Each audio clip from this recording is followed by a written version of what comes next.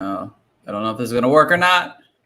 No. I'm messing up already, guys. Sorry about that. Coaches. Blow the whistle, ay. Blow the whistle, ay. Blow the whistle, they can't hold a flame against you, ay. Blow the whistle, blow the whistle, ay. Blow the whistle, got the game, it ain't no issue, yeah. Blowing the whistle, I had enough with you, the championship, it is gone. Ain't listen to you, I can't give it to you, cause you don't know what I've been on. This is the Coaches Podcast. What is going on, everybody? Welcome back into the Fantasy Coaches Podcast. I am your host, Coach Steve. With me today, guys, is the entire crew. We're back together once again. No guests today, guys. It's just the three of us talking fantasy. Of course, let's get started. Coach Jibbs, welcome to the show, brother. What up, man? How's everything going, man? Everything's good, man. I'm just gearing up for this upcoming weekend that we have, and other than that, getting some draft slots going in some of my redraft leagues, so starting to get the ball moving on that. So with your help, I picked number 5 instead of 9, so hopefully I get some good luck going there. But I'm hyped for redraft season. Love it. And Coach John, brother, what's going on? Nothing much. Big weekend. We had to set our keepers in the FTLS, so I was doing a ton of research, figuring out which keepers I was going to have and who was going on the rookie development tag, all this fun stuff. So I had a big weekend of fantasy football in my major home league. So I'm with Jibbs. I'm getting geared up for the season, geared up for redraft, all these charity leagues I'm starting to get invited to. So it's palpable. The feeling of football is there. It's coming. Yes, it's very hard to say no to a charity league because it's just for a good cause. So it's really fun to do. So, but a quick plug-in real quick. But if you guys haven't been following us over on Twitter, we are doing our charity leagues this year. They're called The Secret Play that I named. Signups are still going on over the next 2 weeks. August 5th is the last day to do so. So please sign up. Everyone had a lot of fun last year doing it. It seemed to draw a lot of fun crowds. So please go over to our website, www.thefantasycoaches.com, or check it out on our Twitter page at Coaches Fantasy. So we would appreciate you joining in and signing up for a great cause. So let's get into the action today, guys. We are talking player comps. So basically going through players of last year and who they could be for 2022. It's going to be a lot of fun. We're going to also talk about a little, dynasty buy low. We're going to talk about one of the toughest players to pick for these redraft season. But before we get into all that, of course, we got to talk about the fantasy news because we actually have some interesting news we got to talk about, guys.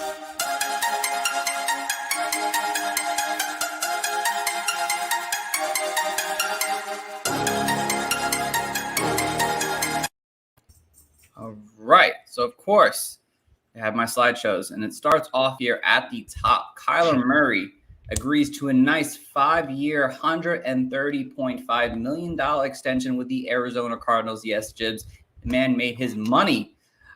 In terms of dynasty right now, because, we know that Kyler Murray is a top-tier player. Does he jump back into, maybe he wasn't, is he in that top 5 quarterback conversation with this nice new deal? Top 5 is tough. I think that's probably a stretch.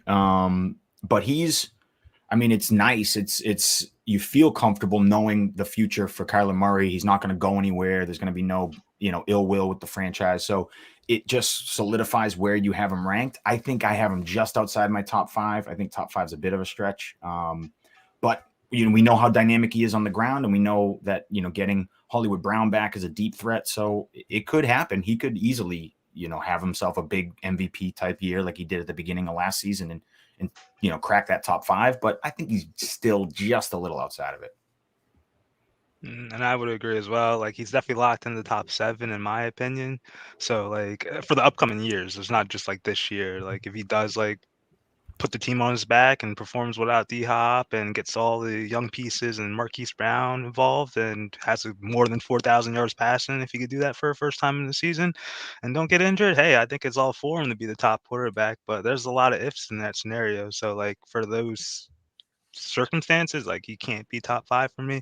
But, Kyler Murray, he's definitely a good option, and he's pretty much the best passing running quarterback that we have, I would say. So And the reason I ask is apparently I did put him in my top 5 today in Dynasty.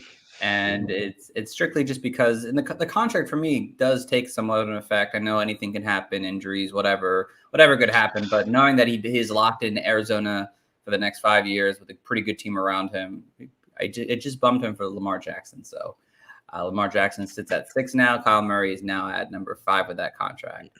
Let's see. Josh Rosen added to the Browns depth chart. Obviously we don't know what's going on with Watson still. So obviously they wanted to bring in some more talent around him. Kyle Rudolph signs with the Bucks. Does this intrigue you guys at all for this redraft season, or are we just saying he's probably going to be a streaming tight end at best, and we're not really going to worry about this too much? I'll see you week 1 on waivers. Yeah, I think that's just such a muddy situation with Cade Otton, Kyle Rudolph, Cameron Brate. I don't think anyone's just going to walk into this Robert Gronkowski role that we're all expecting. I think it's just going to be a mishmash of a bunch of people, which is just going to suck for fantasy. I mean, good for Kyle Rudolph, good for the Bucks. I think Kyle Rudolph is a good player, but for fantasy, I'm not running to my waivers to go try and grab him. Right. And I think the way I see it is that, there's a report that he's going to get the bulk of the Gronk work, but I don't know, Cameron Brate's still there. I'm not trusting Kyle Rudolph, who hasn't really been relevant over the last 3 years, to be honest. I think it's really, when it comes to these tight ends at this point, it's touchdown dependencies. So if you're going to go after one of these guys, it's likely a streaming tight end situation where you're hoping for them to score a touchdown. I don't think either one at this point now will have an opportunity to be, a 5 for 50 each and every single week. Now you're hoping for that touchdown to fall for him or Cameron Brate. So, All right, Kyle Shanahan, determined to do a RB committee. Now, him saying this, does this completely turn you off of going after any 49er running back at this point? I was never turned on in the first place. That's not even a statement. Like, he does a running back committee. It's just like, you can always just get fooled. That's what I'm saying. But I'm definitely Elijah Mitchell. I guess it kind of starts like that RB dead zone early for me in that area in that effect.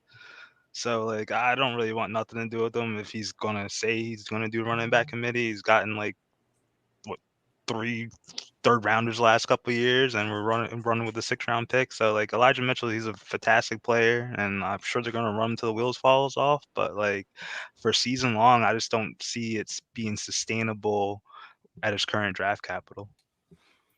And I agree. And this has been my problem with Elijah Mitchell. My difference with Elijah Mitchell in redraft and Elijah Mitchell in dynasty. It's I know San Francisco is never going to commit to one guy moving forward, sign him to some contract. It's always going to be this rotation of people.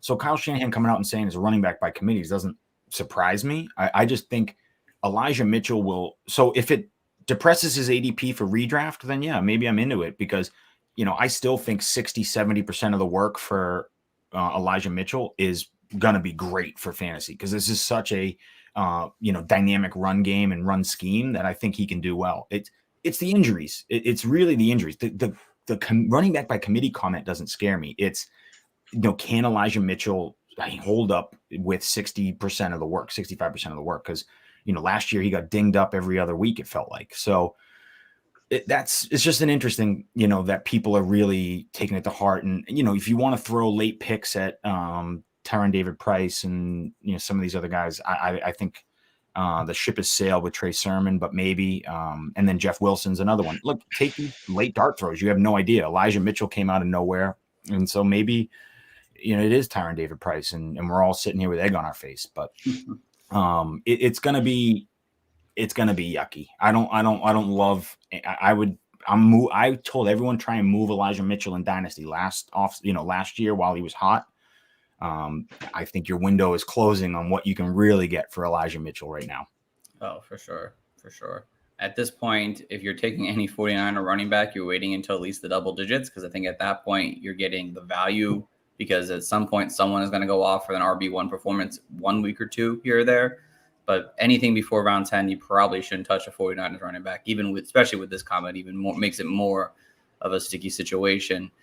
Over to the next one. This is kind of sad. John Mechie, the Houston Texan wide receiver rookie, diagnosed with leukemia over the weekend here. Definitely sucks to hear that.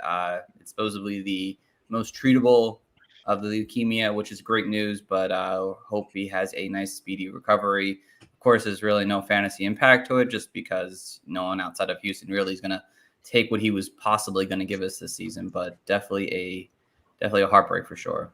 Mm-hmm. Next, James Robinson doesn't start off on the pump list. Now, we know we're not all doctors here, but we know that James Robinson coming off a torn Achilles.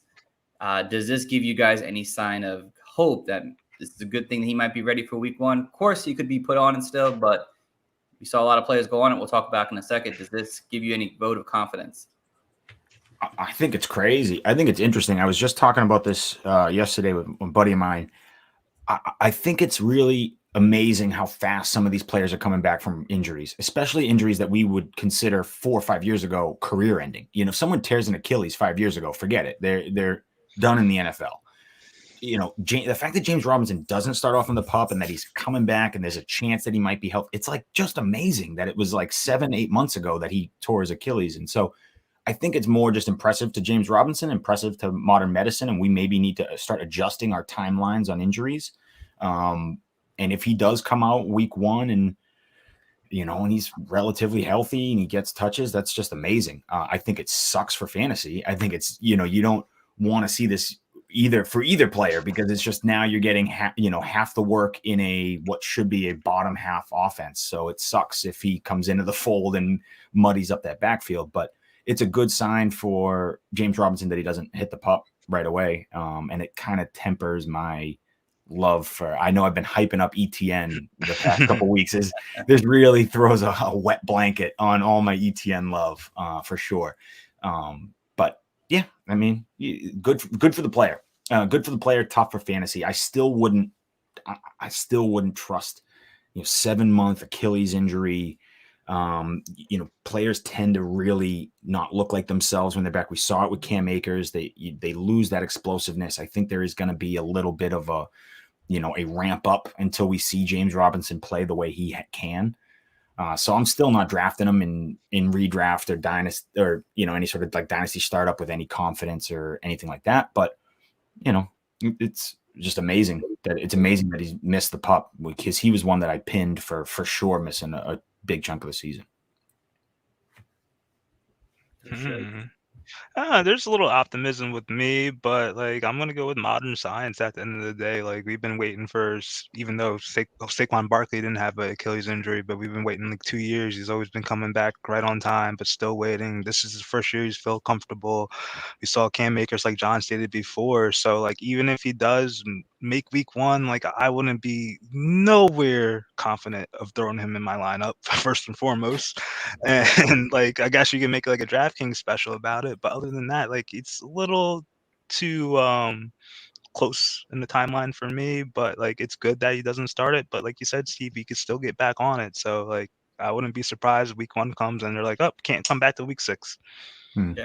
No, I mean, hopefully this, if anything, pushes down Travis Etienne at some point. I mean, we'll find out soon enough if James Robinson's going to be on that pump list for the first duration of the season. So it's a nice hopefulness, but we'll see.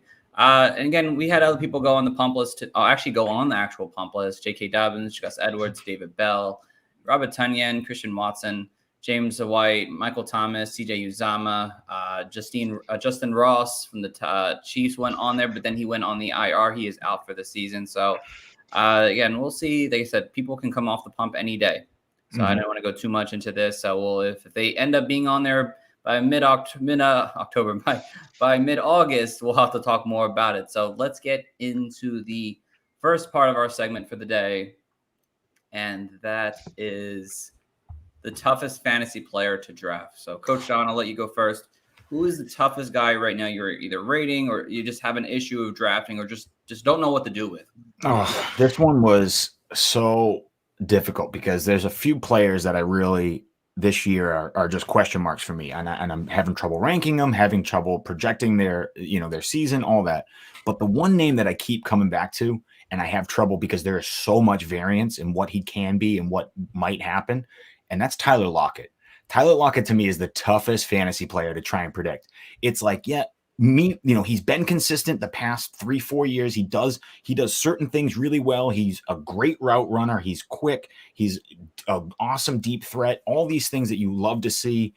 But you have to ask yourself, is like, was that the connection with Russell Wilson, or is that Tyler Lockett as the player? And it's like, I don't know. And you won't know until you get to week 5 of this year. And we could all be sitting here saying, man, Tyler Lockett again is a top 20. Is he the new Brandon Cooks? He's just going to be a top 24 guy year in, year out because that's just who he is. Or is the wheels really going to fall off in this offense and he sucks and they're barely taking deep shots because Drew Lock doesn't know how to throw a deep ball and Geno Smith can't throw a deep ball. So, it's just going to be an interesting outlook. I think there's a huge variance. He could be, wide receiver 16, 17 again, like he always is, or he could be wide receiver 45. And so that's the one that I'm having the most trouble with is Tyler Lockett. It's tough. And it's, every time I'm on the clock and I'm sitting there looking at Tyler Lockett, I'm just like, I can't pull that trigger. I can't do it. I don't have the confidence. I don't have the gusto. So for me, it's my man. And I love Tyler Lockett. I really do. I always liked him, but I'm having trouble this year. Yeah, no, that's definitely an interesting for sure because, can he have that talent without Russell Wilson? Has Russell Wilson always been that elite talent that we've seen in the passing game consistently, or can Tyler Lockett do something past that? So I definitely like that there, John. Coach Gibbs, who's your toughest fantasy player? My guy is Kyle Pitts, and I'm sure he's going to lead his team in production. He had 102 targets last year, and he probably will get more because there's going to be no Ridley, lost Gage, and there's a lot of pieces going in and out in the offense. So with the quarterback, though. So with the quarterbacks tandem or whatever they want to do down there in Atlanta, I have no confidence that Pitts is going to be getting it done as a top 40 player. Like, think of it. Like, I could get me a wide receiver 2 that's going to get me 12 half PPR fantasy points. And I'm going to be concerned picking Kyle Pitts with pick 36, say for instance. And I'm going to be praying to Jesus, if he gets 10 and a half PPR fantasy points.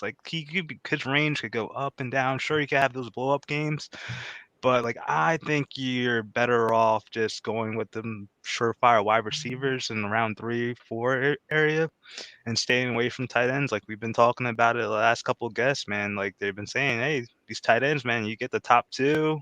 You could fiddle around with 3, 4, and 5. I've been doing that the last couple of years, and I get goose egg every time. So, Kelsey, Andrews, guys, but other than that, just fit it where it works. So, let someone else get Kyle Pitts on their team because, I'm telling you, when Desmond Ridder comes in, what's going to be his ceiling just keeps dropping and dropping and dropping. But with Mariota, I think he may have a good floor, but I don't think it's a high floor that it's going to be reliable on a weekly basis.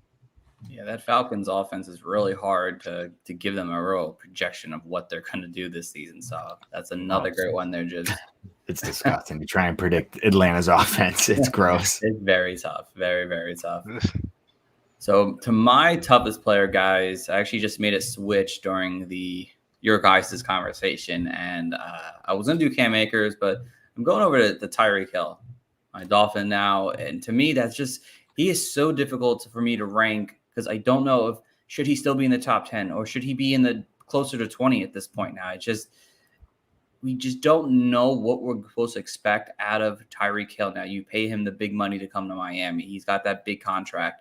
Is he going to see just a buttload of targets, or is those targets just not going to be good enough for him to really put up that high production? Are we seeing 7 for 60 most weeks, or we're going to see the 5 for 150 in a touchdown or 2?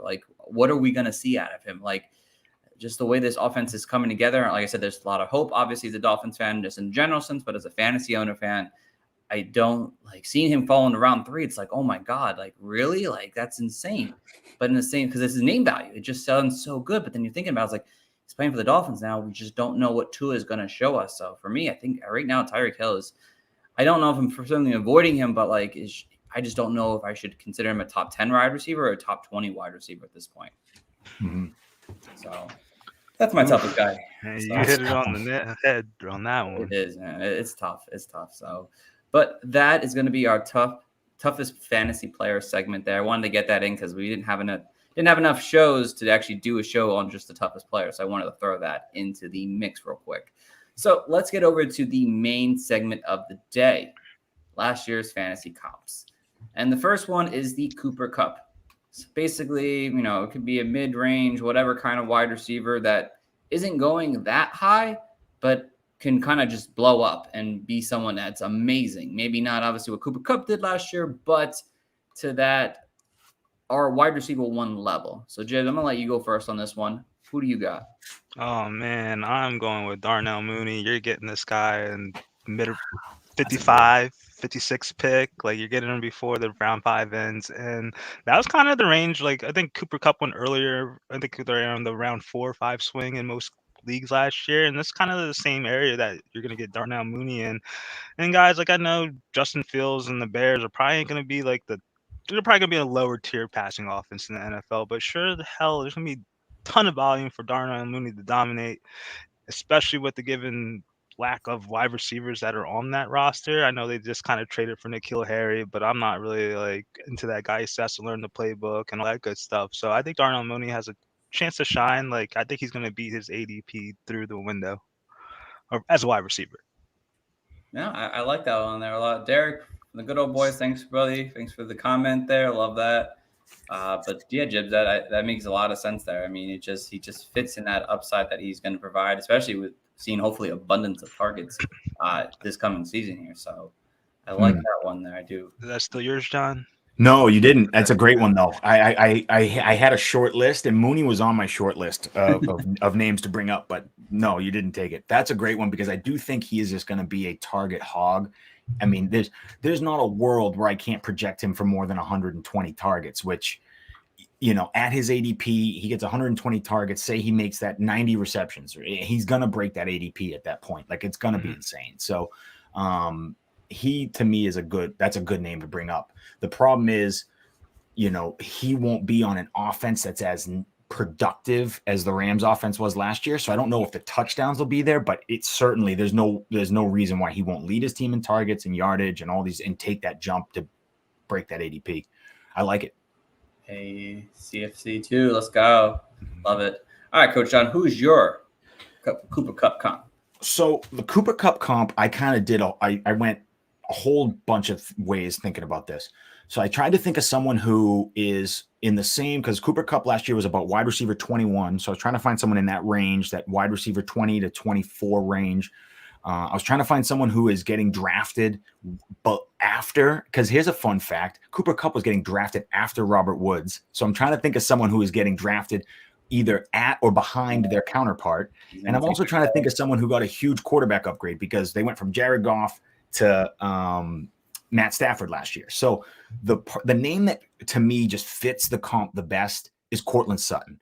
Courtland Sutton to me gets a huge quarterback upgrade. He's going as wide receiver 21 right now. People are he's right in the ballpark. People don't know is it going to be Courtland Sutton or Jerry Jeudy or this or that. And it goes back and forth. It's a coin flip on who you're going to take first.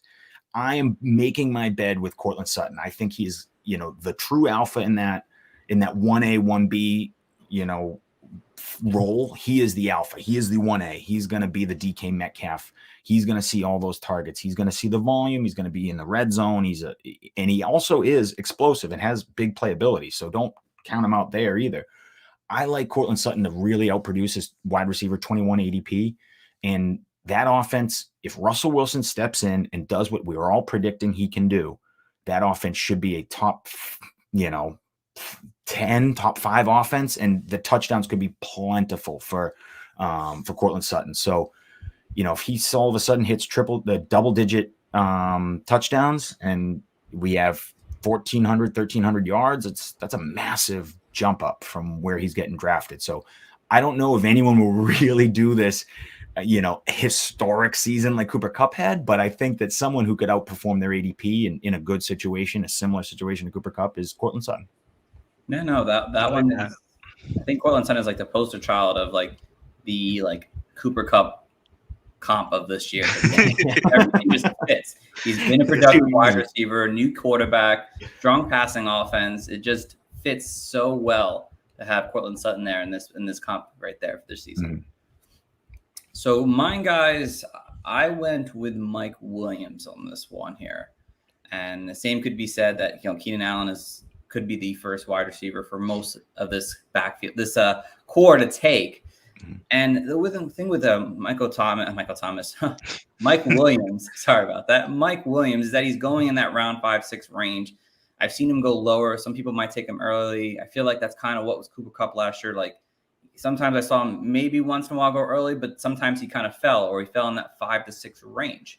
So, I mean, the sky could be the limit for Mike Williams this year. I mean, he showed that he could be the top 3 fantasy wide receiver last year. First half of the season, he was wide receiver 3 the first 9 games.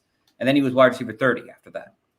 If there's a way for him to put it all together, given another year of chemistry with Herbert, that the fact that their division is so going to be nuts this year, that it's going to be flying the ball every which direction. And if he can just stay healthy, I mean, I think we talked about Cooper Kupp early on in his career, kind of not being able to stay fully healthy, would get banged up here and there. He could be a top 3 wide receiver. He has that potential upside, and you're getting him in that 5-6 range. Again, it's the injury scares you off from taking him earlier, but there's a potential for him to have, like I said, if someone was going to, he has that talent to have close to enough to be a Cooper Kupp season we saw last year. It's just that if he can stay healthy and put it all together. So you got no argument here. You got to outshine John like that. I was like, damn, Williams good, and I was like, Mike Williams is even better. But he doesn't have to. He's the same quarterback, same offense. So it's a little old school. All right, familiarity. So over to the James Conner comp. Basically a running back that, is people are down on. They're kind of just like, whatever anymore, and comes back to life and surprises all of us. Obviously, that's kind of what James Conner did last year. Afterthought, and came up and was like an RB1 last season. So, Coach John, I'll let you go first on this one. Who's your James Conner comp? So the James Conner comp to me is a good one because this is who is a running back that is switching teams, who's a running back that is left for dead and finds some success and gets another contract, gets a second chance. I don't know if there's really any running backs in my mind that fit that bill, but there is one running back that didn't change teams, but is fighting for a new contract, is going to be left for dead. It's Devin Singletary. Devin Singletary to me is someone who is, look, he's on a ridiculous offense. Ended the season really strong last season. They drafted him. This is, I understand they drafted James Cook to come in and alleviate some roles, but that's more geared towards Zach Moss and everything else Matt Breida, everyone else that they were throwing out there. No one is ever going to get 100% of the work. Devin Singletary is not built that way, but he's built to, handle enough. He's built to handle 15, 16 touches in this backfield. And in an offense that we're predicting to be really freaking good and score a lot of points, give me the starting running back there. So I don't know if a rookie in James Cook is just going to come in and dominate. So I think there is going to be a world where we see Devin Singletary, the lead back for the Buffalo Bills for a majority of this season, play well, run hard, do his thing, and earn himself another contract, earn himself another chance, whether it's with Buffalo or somewhere else. I think this is a big year for him. So, my answer is Devin Singletary. I don't know if, he has the same, he's just not that goal line grinding muscle like James Conner's fell into 15 plus touchdowns. I don't know if Devin Singletary has that ability to him, but if I'm going to bet on any running back to, outperform their ADP in that dead zone, it's probably the guy who's on what's going to be the number 1 offense in the league. Yeah, I did not expect that when you were talking this guy up. I was like, I know who it is. And I was like, ooh, all right. No, I threw a curveball. People are down on Singletary now because of James Cook right now. And obviously James Cook is right now having a pretty good beginning of training camp without pads. So, it's going to even help his case more that people are kind of slowly bringing down Devin Singletary, even though he's getting the first team reps still. So let's bring that there. But no, I like that one there, John. I like that there a lot. Jibs, hello. Over to you, my friend. What do we got? Okay. I wanted to go with a tandem, but more in particular, just to name one person, it's going to be Clyde Edwards-Helaire. He kind of fits the comp perfectly. He's James Conner. He gets hurt. Clyde Edwards-Helaire gets hurt. So they played on good offenses. And, maybe this year he all puts together. I'm not going to go out and vouch on his name and put my name on that either. But, this is a hypothetical situation. And, we know, he's going as RB28 right now in half PPR fantasy formats. And then we know he has a ceiling of RB22, which he did his rookie year. So you give that Rookie year, he didn't know anything. He's playing, trying to get acclimated to the NFL. Last year was kind of a wash. He missed 5 games due to various injuries, and we know that he's not going to get the lion's share, just like Devin Singletary. But like, I know one thing: Ronald Jones, he ain't catching no footballs. He got brick hands. So that kind of, I know Clyde Edwards-Helaire isn't a plus in the passing game, but that kind of makes me think like he'll kind of keep what he had and maybe get a little bit more. But like, other than that, like, unless Jared McKinnon takes a huge role in the passing game, I could see Clyde Edwards-Helaire being a decent running back this year and be able to beat that RB28 projection, maybe finish as a middle tier RB2 if everything goes right. And the same case could go for Ronald Jones too. If you want to snag him later on and then hope for the best, hey brother, I ain't mad at you. Yeah, I like that one. I think there's potential there, still sure, and I think that's why, like I said, I'm down on Clyde Edwards-Helaire, but he's the exact type of player that people are down on that could surprise a lot of people if things work in his favor this coming season here. So he's an enigma in the fantasy community. Oh, dude, like, top really tier, like, most wanted. Yeah. All right, so for my James Conner comp, I went with, and this is John, who I thought you were going to go with, Miles Sanders. Oh, and that's a good one too. The way with Miles Sanders works is that he's not changing teams, but he's been a guy who's been kind of injury prone, kind of what James Conner has been labeled at early on in his career. Even he still got hurt last year, but the way I see it is that, like, if Miles Sanders can do what James Conner does, stay healthy, then Miles Sanders is going to have a great season. But no one wants to draft Miles Sanders right now. They're all like, we don't really want to deal with him. You know, he's injured. There's the committee backfield, but he still leads that committee. At the end of the day, he's the best pure running back on that team. Maybe he doesn't see as much involved in the passing game, which definitely hurt. We don't know what the red zone going to look like, but if he can stay healthy for 17 games this season and his 5 yards per carry average that he has over his career, I mean, he has a big opportunity. And this offense, the Eagles are going to be supposed to be better. You bring A.J. Brown in, you're hoping that Jalen Hurts takes another step. There has to be more opportunities for scoring this year. And then Miles Sanders is going to hopefully get that opportunity this year. But no one is worrying about Miles Sanders this year. He's just kind of a starter that's there, but we don't really want to deal with him. But we know he's talented, but we know he's going to get hurt, whatever it may be. And I think that's my comp is to James Conner this year. I almost had Miles Sanders as my toughest player to evaluate. I really did. And then because he could, his variance is huge. I mean, he could be a top 10 guy with that offense. And what he was doing towards the end of last season, with the lack of touchdowns, but still getting, 15 to 20 points a game. It's like, that's crazy. What he was doing between the 20s was nuts. And so if he can stay healthy and the touchdowns fall his way, which easily could, yeah, he could easily have a monster like James Conner type season. All right. So over to the next set here. The Kenny G comp. Kenny Galladay, New York Giant. Basically a veteran wide receiver who completely just shits the bed. I know he was injured for a few games. For the games he did play, and he played, I think, like 10 or 12 games still. Played a good amount of games. Just was completely terrible. And so mostly it's just a wide receiver, veteran wide receiver, of course, not rookie, that just completely just has a terrible season where we're just like he gets dropped by midseason. So, Coach Gibbs, you get first on this one, my friend. I didn't know you were going that. Whatever. He doesn't get dropped, but like you're just never gonna want to play him. He's just like, why'd I draft this guy? Okay, I'll give he just disappoints. Whatever. He disappoints. I'll sugarcoat it. He disappoints. Okay, so off of name value last year, I'm gonna go with Hunter Renfrow, and I know he's Derek Carr's most reliable weapon, and he finished as a top 12 wide receiver in PPR leagues last year. But for me, I just can't see with the Madden Devontae Adams. And then you have a healthy Waller returning. So like all the target shares and all this stuff is going to get mumbo jumbo. So like in my worst case scenario, I wouldn't be surprised if he lost 30 targets at the least, 20 to 30. And like that would definitely nail down his production. Like he's going as a wide receiver, high-end wide receiver 3 in fantasy drafts. And like if the community is that low on him, like I don't think he'll have a consistent he won't be consistent on a week-to-week basis unless you play it in first points for first down league, but I don't think that many people do with that. So I don't know. I'm a little skeptical on Hunter Renfrow.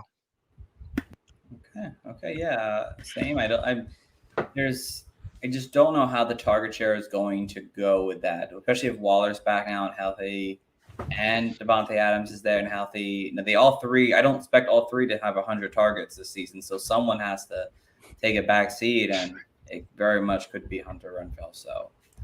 Yeah, I don't see the touchdowns going Hunter Renfrow's way when you have Devontae Adams and Darren Waller in the red zone. I just don't see that many touchdowns going Renfrow's way. So I could see that being he could be a tough sell. Yeah, like 700 yards and 2 touchdowns definitely won't live up to what we're expecting, I think, out of Hunter Renfrow. And that is such a realistic stat line for him. Right, that's such a realistic. It really much is. 700 for 3 is so in the realm of possibility. Which would very much suck. So yeah, it sucks. John, over to you, my friend. What is your Kenny G comp? So I had 2. I had one that I didn't think was fair. I'm going to mention it. I'm going to mention Robert Woods. I don't think that's a fair, because I don't know if there was as much hype around Robert Woods this season as there was for Kenny G last season. But I don't know if Robert Woods is really going to, you're not drafting him high, so I get it's like kind of a throwaway pick, so why not take your chance? But I just don't see a lot left in the tank for Robert Woods and him really having this like back half of a career resurgence with Tennessee, whose offense probably isn't going to pass a lot and is going to run through Derrick Henry. So that was my easy, like cheat answer. Then I thought about it more. My more realistic answer is Allen Robinson. I think Allen Robinson's going to have a tough change in team. This idea of these changing teams, and he was sandbagging in Chicago so that he could get let out of town. It's like, I have a feeling he's a pro athlete that is still going to try his damn when he's on the field. And so you want to tell me, oh, he was sandbagging all last year so that they let him go. It's like, so he's all of a sudden going to come to LA and just become a superstar. And it's like, I just don't know if that's really what Allen Robinson is. I think Allen Robinson's going to go there and be a good complementary piece. He's going to, help out the role that Odell Beckham left. But Van Jefferson's still there. Van Jefferson's going to take a step forward. Cooper Kupp warrants, 1 million targets. So it's not like they're going to go away from him. And people are talking about Allen Robinson like he's going to have this huge breakout year with Matt Stafford. And I just don't see it. I think he could be a good piece. I think he's a good NFL player. But, wide receiver 3, like, why is everyone getting so excited about this? Like, what should be a middling wide receiver 3, and it's like all this hype around him that he's gonna be a big asset in fantasy. I just don't see it. And so I think he's one that I don't know if he completely shits the bed, but I think we need to temper our expectations of what Allen Robinson is at this point in his career and what he's walking into. He's not going to be a 1,200 yard and 10 touchdown guy. It's just I don't see that happening. Okay. I definitely like that one a lot there. I think that I think with Allen Robinson, it's like there's this tremendous upside, but then there's just tremendous, like, is he what he is anymore?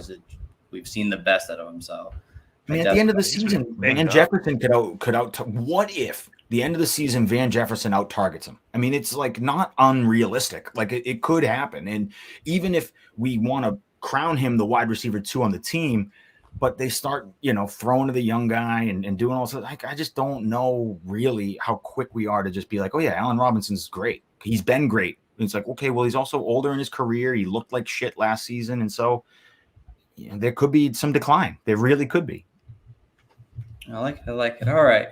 So over to mine, like, this was hard for me, honestly. I really couldn't think of really one I really liked. But I guess I'm just going to go with a guy who I think could disappoint a lot of people this year. And again, I don't know. He's wide receiver 40 right now, overall ADP, not as wide receiver, not overall. So Brandon Ayuk is the guy I want to bring up here. I don't know. He's a veteran now. He's not a young guy anymore. He's still young, but he's not he's a 30. He's going to his 30 year now at this point. And a lot of people are hyping up the Trey Lance. And I don't know if people are seeing like, oh, let me get the passing offense of this team because Trey Lance got the big arm. Is going to open up the offense, blah, blah, blah, blah, blah.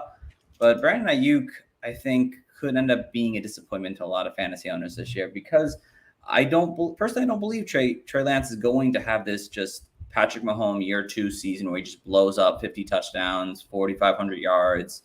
I think there are some issues that if Trey Lance and it struggles early and Jimmy G's still there, they'll switch back. That's what I'm concerned about. And I think this team still runs through Debo Samuels and George Kittle and the running game. And I think Brandon Ayuk gets left for the dust there. And I think people like, oh, if I get Brandon Ayuk as my wide receiver 3 or 4, like I'm golden. Like he's got that upside, but I think he's someone who can end up, getting like 500 yards for the season here, and kind of disappointing a lot of fantasy owners have him on your team that you're not going to even want to like start him most weeks. So again, to me, it wasn't the best comp, but that's a guy that I'm kind of down on. So I wanted to mention Brandon Ayuk there. Yeah, good one. So yeah, not the best one. So all right, over to the next one, the Adam Trautman comp. Basically, if you guys remember Adam Trautman last year, everyone loved him. He was getting hyped up like crazy. People loved him. And he kind of didn't really live up to the standard we wanted in year 2. Again, there's some hype this year. Maybe one of us will bring him up again. But who is a young tight end currently that people are hyping up right now that won't just live up to that hype? Coach John? The name I came up with was Irv Smith. I think there's a lot of hype around Irv Smith. There's a lot of hype around this Vikings offense, which I understand and I get and I totally appreciate. But I think for a tight end to truly break out, he needs to be more than just like the 4th or 5th option on his team. I think that it's Justin Jefferson, Dalvin Cook, KJ Osborne. They still have Adam Thielen. It's like, it's going to take a lot. It's going to take some injuries to happen. It's going to take a lot of things to bounce right. It's just not this lock that Irv Smith is just going to walk into, 80 targets, 90 targets as a tight end. I just don't know if that exists. Now, will he have weeks because he's an athletic guy and will get touchdowns? Yeah, he'll certainly have weeks, but I don't know if he's going to lock into this like must start tight end and take this leap that everyone's sort of talking about. I really do think they're going to spread this ball around. They're going to spread it, to Justin Jefferson's going to get as much as he can possibly handle. They're going to throw the ball to him a million times. So it's just not much left in that offense to really go Irv Smith's way. I just worry that we're hyping up, and I get it. Everyone wants to find that next late round tight end because, you just do. You got to try and hit somewhere, but I just don't know if there's a path without injuries and other things going his way. I don't know if there's a path for Irv Smith to be like the number 2 target on this team, number 3 target on this team. Yeah, no, that is a great one, to be honest there. I mean, I think there's a ton of upside for Irv Smith, but we just don't know what order, the pecking order, he's going to get targets. And that's a big thing. So there's upside, but yeah, there's some concerns for sure. I like that one there a lot. Coach Jibbs. I'm gonna go with the guy I talked about last week, actually. It could be Albert O this year. Like, he's one of my sleepers, or some guy I feel comfortable getting a late round pick, but like the same similarity to Irv Smith. He's in a little offense as well. Like, he could be the 4th fiddle behind the 2 running backs and the 2 wide receivers, all I know. And they still like to use 2 tight end sets. So maybe historically they did, but like, we never know with this new regime in here. And obviously touchdowns are going to come into being a big thing for Alberto, and hey, it could be boom or bust, but at the range you're getting him, like, it's pretty much what I'm going to be talking about later. Just shoot for some upside. Like, not going to hurt you, especially if you're if you have like a pre-filled in the position, or you're going to get 2 of the tight ends later on. That was mine, Jib. So I do like that one a lot there too. There's definitely concerns for me, Alberto. Even though I do like him, there's definitely concerns overall. I mean, there's so many mouths to feed. The backup tight end, Greg Deltridge. Yeah, I don't know how you pronounce it. I think it's Deltridge. People are liking him a lot in camp apparently already. Oh, mini camp it was, not even training camp yet. But we'll see. We'll see. I like that one there. So it doesn't leave a lot of young tight ends left. There's a couple. So I'm just gonna go Pat Freiermuth here. Pat Freiermuth, I love Pat Freiermuth. He was great last year, but he's very touchdown dependent. I just don't know who's going to play quarterback. That's a major concern for me with Pat Freiermuth. And is he going to be the reliable target that these quarterbacks are going to want? Because obviously Big Ben thought that. Big Ben loved him in the red zone. That's why he was really good in fantasy, because he had a high touchdown rate. This coming season, we don't know what's going to happen. We don't know who's going to be the main target leader. Maybe it's Pat Freiermuth. And that's why I think people still like him, because they're going off last year. In the same sense, you have Deontay Johnson, you have George Pickens there now, you had Chase Claypool already sitting there. You have Najee Harris in the backfield. So you just don't know who's going to see that target majority. And if he doesn't get those touchdowns again, he might end up with 500 yards. But again, same situation. He might end up with 2 or 3 touchdowns instead of, I think, the 6 or 7 he had last year. So it's a major difference in fantasy points right there for a tight end. That turns you from a low end tight end 1 to a middle end tight end 2, which no one wants a middle end tight end 2 in fantasy. So that's the guy I'm going to go with here. That's a good one. All right. So over to our last set of player comps, the Javonte Williams comp. Basically, a rookie running back who produces pretty well this year, and that we're going to end up talking about a lot next offseason because obviously we love the talent. So, Coach Gibbs, who is your Javonte Williams comp? Nah, it's gonna be your man, your boy, Kenneth Walker next year. And like you just look at the roster, man. They got Dallas, they have Rashad Penny, who they didn't even re-up on his contract, who's been under their belt for 4 or 5 years. They just see like the writing's on the wall for Penny, in my estimation. And the Seahawks are gonna do what they do. They're gonna run the ball. And they're gonna run Penny out of the building, and then they're gonna set up Ken Walker there to be his successor. So like this year, like obviously, like I know it's John's boy, Rashad Penny. I'm sorry, I'm busting on him, but like You're allowed. You're allowed. but, My like, answer I is like- Ken Walker too, for the record. I like both players, and I think they're both going to be productive, even if Walker's going to be in a backup role, getting the mop up duties. But there's going to be a point where Penny might get hurt. Historically, it's probably high, and It's Kenneth very Walker's high. going to be that guy, and he's going to be rolling, and we're going to all be drooling over next year when he's the main RB1 in town. So the easy pick, and I had first, I'm sorry, is Ken Walker. Yeah.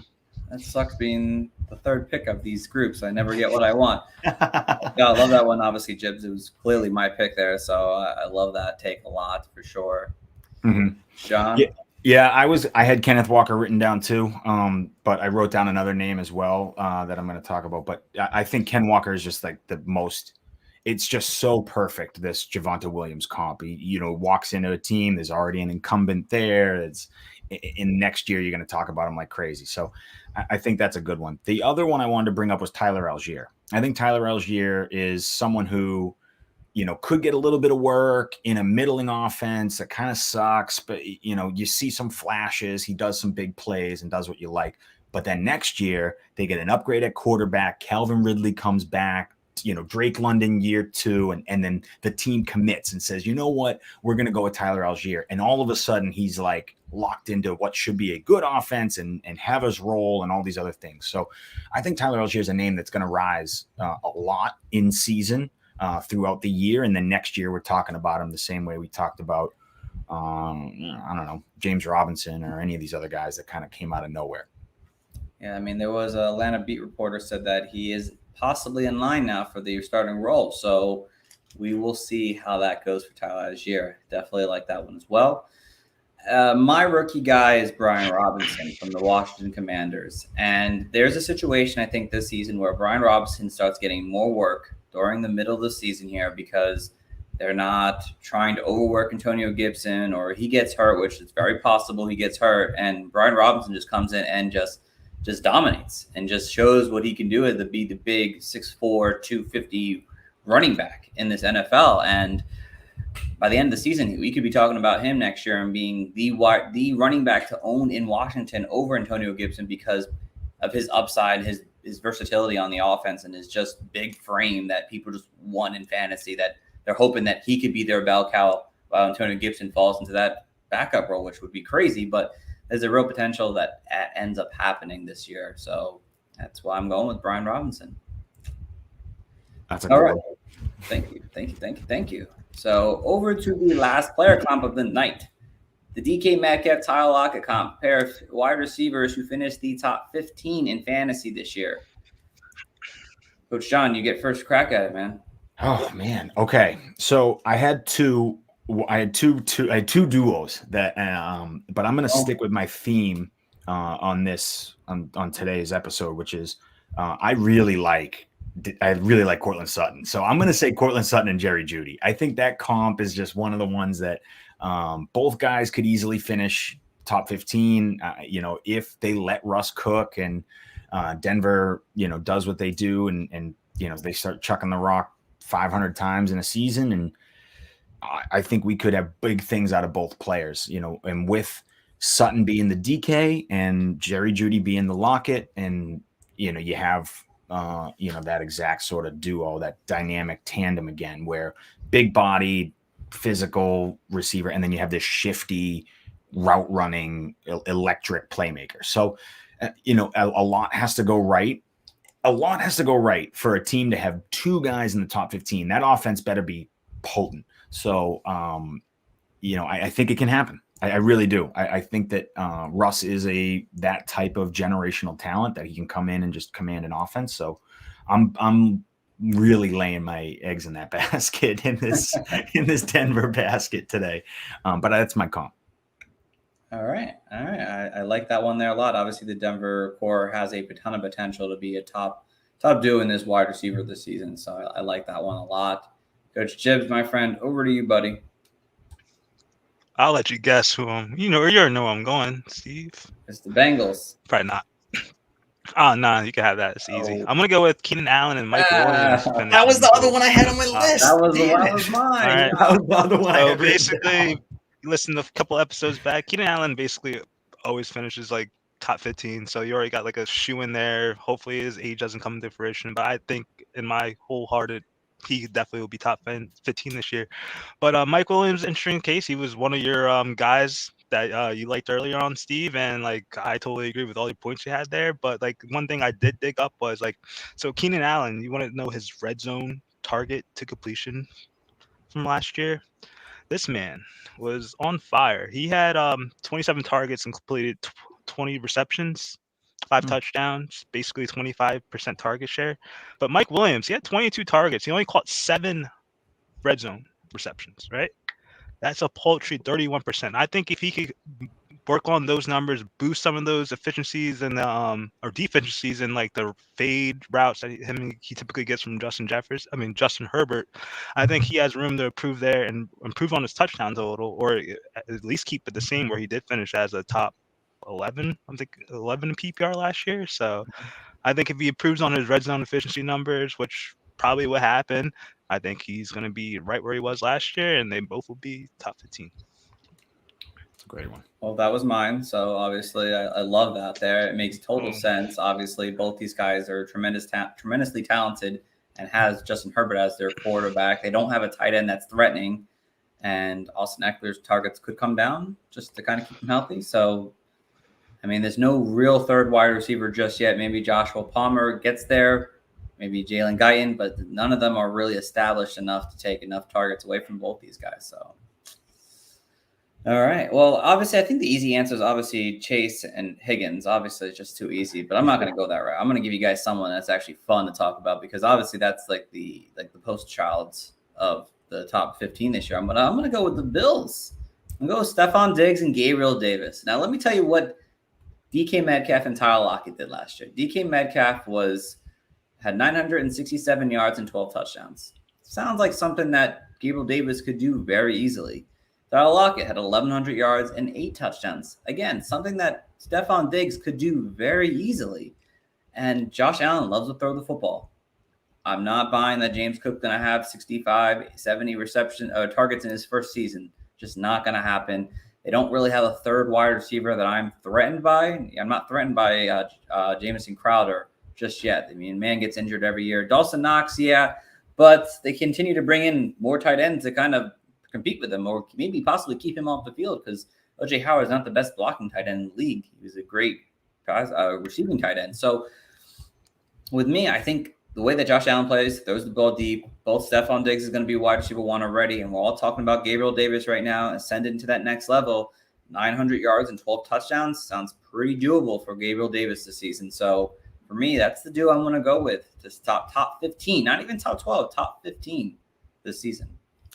That's a good duo. I mean, I think at this point, the way we're drafting Gabriel Davis, he better finish in that top 15. The way we're drafting him is crazy, but I do love that duo. It is one of the more, again, you're in a super pass happy offense. There's no reason why both guys can't, eclipse 1,000 yards and have a ton of touchdowns. So no, it's a good one. It's a good pick.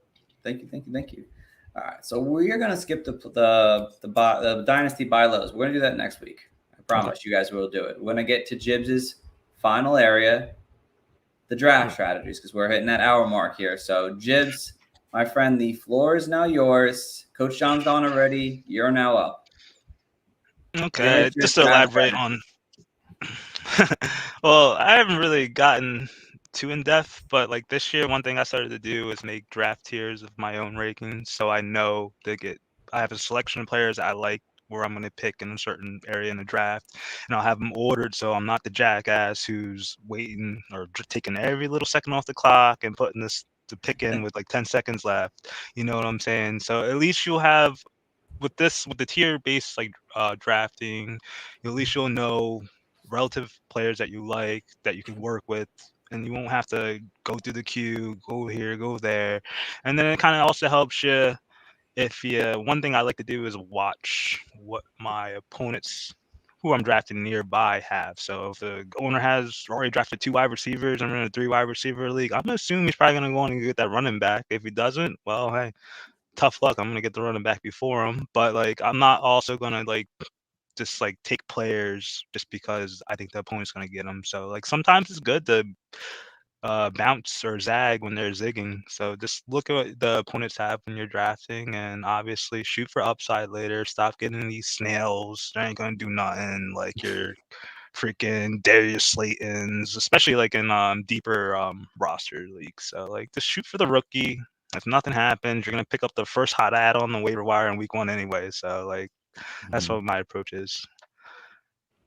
All right. I like it. I like it a lot. Hopefully me and Jibs are in a very very similarly. So we do not like drafting near each other. We try to avoid that as much as possible because it is definitely not good for either one of our strategies. But I will talk about mine at some point before the redraft season gets into start. So that is going to wrap us up tonight, guys. There's a couple things we want to go over. Jibs, you have something else to say? Don't let anyone live rent-free in your head. That's the big one. Yeah, 100%.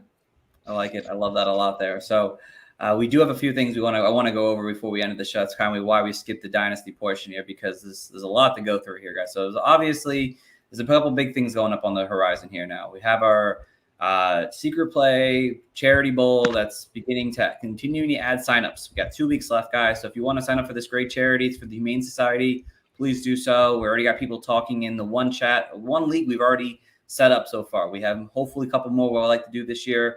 It's a great cause. A lot of people have a lot of fun. The concept is really cool and exciting. So we'd appreciate if you'd love to sign up. We'd love that. Of course, coming up August 16th, we're having our charity podathon. It's going to go from 3 p.m. to 11 p.m. We have a bunch of different people jumping on. A bunch of the guys here are going to jump on throughout the day here and there when they can. I'll be on for most of the day. I will be taking a break at some point this year compared to last year. But it's going to be a lot of fun. I hope raise money for the Humane Society and obviously talk about fantasy. And we're doing a little different this year. We're going to have some make it more fun and exciting. So please tune in August 16th. I'll bring it up again. And of course, in August, guys, we're switching to our 2-a-days. Just like you would do in high school 2-a-day footballs. Well, not 2 days a day, but twice a week. Every Monday and Thursday, we will be podcasting. To some extent, we're getting into a lot of the tier situation we're going to be talking about over the next month here. This coming Monday, we won't be on. Me and Coach Jibs will be flying back from Nashville, watching the Titans maybe play football, maybe, who knows. But we'll be back the following, or we think but we'll be back that following Thursday to start doing RB tiers. It's going to be a lot of fun. We have a few guests for the month of August here, but we will be with you guys twice a week from now until the end of December. Football's back, guys. And of course, John, I'll let you say anything you'd like to mention right now, my friend. I got nothing. This was a beautiful Monday talking comps, player comps, and projecting players in the future, which is so much fun and I love doing. So I'm excited for 2-a-days. I'm excited for the season to get going.